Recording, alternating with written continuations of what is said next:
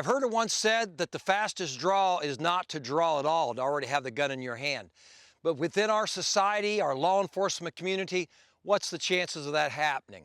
Well, in the case of a police officer, maybe if he's approaching a threatening situation, he may have that. But for the armed citizen, I think there's a really, really good chance that that confrontation is going to start with a gun coming from the holster.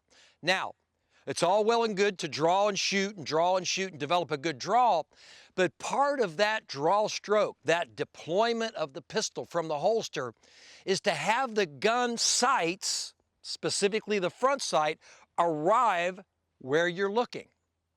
Now, you may be looking at their face, you may be looking at their hands, you may be looking at their chest.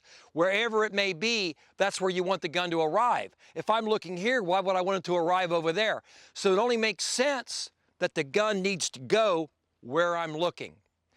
Trying to come up with a drill to do that without having expensive equipment, well, was a bit of a laborious thing.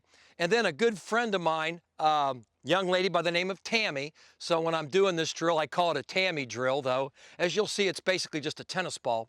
But she came up with a drill that she used to work on trigger control. And essentially what that drill is you have a tennis ball, and you shoot it off the top of a traffic cone. And what was great about the drill is if you hit the ball bounces off the cone. You hit the cone, the whole thing topples over, so you know instantly what you're doing. But what it allowed me to do is it allowed me to come up with a way to get my students to look right at a specific area, in this case, a high visibility tennis ball, and teach them to deliver the gun where they're looking. Once the gun arrives there, they touch, depress the trigger, pop the shot.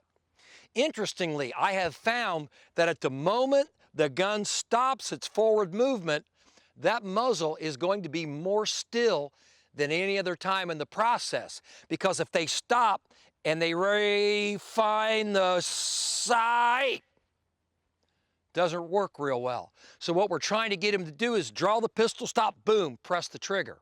So what we're going to do is show you my simple setup. As you can see, it's really high tech. It costs about $2 to set the whole thing up.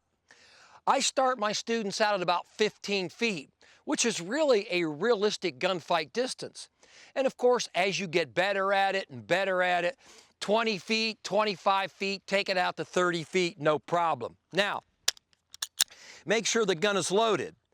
Now, if you've seen any of my videos before, you realize that I'm a big advocate of the combat draw. And what I'm talking about is that the gun comes up the side of my body, it turns in a weapon retention position, and now I could be using this gun anywhere from 2.5 feet to 25 yards and out.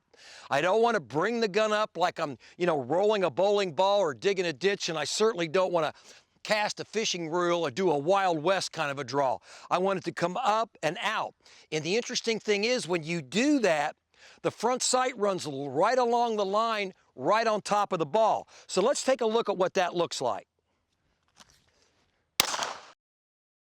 Okay, this is a great way to get people to look at that ball and deliver the gun where you're looking. In this particular case, up, out, front sight arrives on the ball, touch, depress the trigger, the ball pops, great. Cone falls over, you snatch down on the gun. Doesn't cost a lot of money, and trust me, I've been doing this for several years now, it works great. Boom, excellent.